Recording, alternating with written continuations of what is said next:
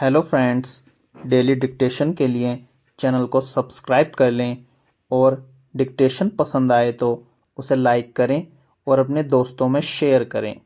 यह dictation 5 second बाद शुरू होगी।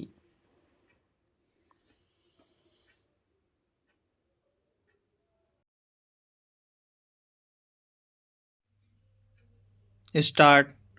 पश्चिम बंगाल में राजनीतिक हिंसा मानो वहाँ की संस्कृति का हिस्सा बन चुकी है।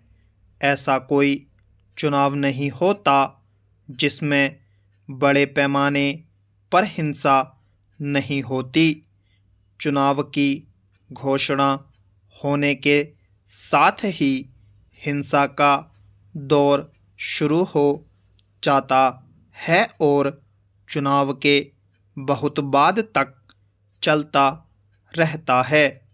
अब तो लगता है कि वहाँ राजनीतिक वर्चस्व के लिए हिंसा एक प्रमुख औजार बन गया है। 24 परगना जिले में तृणमूल कांग्रेस के एक कार्यकर्ता की हत्या और उसके बाद भीड़ द्वारा एक हमलावर को पीट पीट कर मार डालना तथा कई घरों में तोड़फोड़ और आगजनी उसी सिलसिले की एक कड़ी है।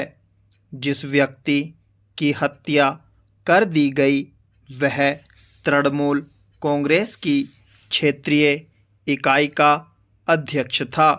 उसकी पत्नी पंचायत की प्रधान है। अब तृणमूल इस हत्या के पीछे माकपा और भाजपा समर्थित गुंडों का हाथ बता रही है। हर हिंसा के बाद इसी तरह आरोप प्रत्यारोप लगाए जाते हैं, मगर इस पर रोकथाम का कोई पुख्ता इंतजाम नज़र नहीं होता। राज्य सरकार कुछ फौरी कार्रवाइयों के अलावा प्रायः हाथ पर हाथ धरे बैठी देखी जाती है। यही वजह है कि वहाँ पूरे साल राजनीतिक दलों के कार्यकर्ता हिंसा और प्रतिहिंसा करते पाए जाते हैं। इसकी वजहें भी छिपी नहीं हैं।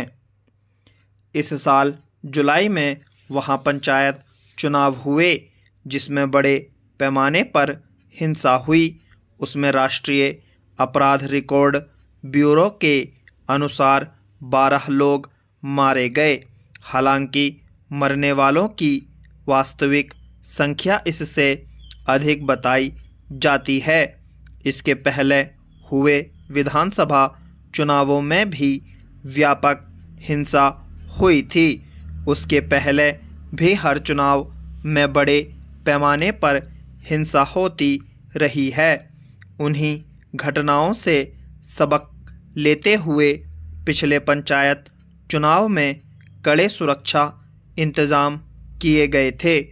बड़ी तादाद में केंद्रीय सुरक्षा बलों को तैनात किया गया, मगर फिर भी बाकी चुनावों की तुलना में पिछली बार अधिक लोग मारे गए। यूँ तो देश का शायद ही कोई राज्य हो जहां चुनावों के दौरान राजनीतिक हत्याएं नहीं होती, मगर राष्ट्रीय अपराध रिकॉर्ड ब्यूरो के अनुसार इस मामले में पश्चिम बंगाल सबसे आगे है। वहाँ हर साल औसतन 20 राजनीतिक हत्याएं होती हैं। जाहिर है यह सिलसिला हर समय वहाँ बना रहता है।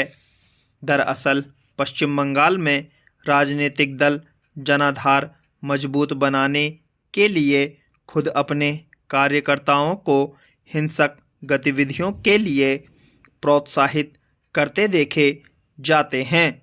हर गांव कस्बे में दलगत आधार पर खेमेबंदी है। खेलों और सांस्कृतिक कार्यक्रमों के नाम पर क्लब बने हुए हैं जिन्हें राजनीतिक संरक्षण प्राप्त है।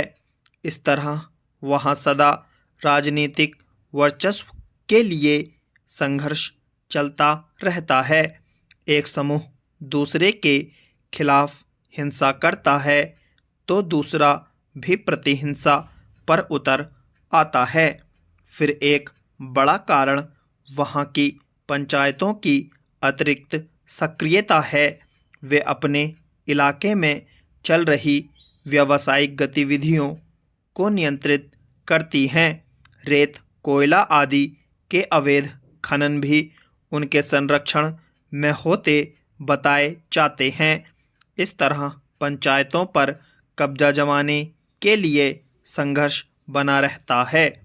अक्सर राज्य की सत्ता पर काबिज दल के कार्यकर्ता ही पंचायतों में भी होते हैं, इसलिए उन्हें सत्ता का स्वाभाविक संरक्षण प्राप्त होता है। ऐसी हिंसक घटनाओं पर राज्य प्रशासन का पक्षपातपूर्ण रवैया भी छिपा नहीं है।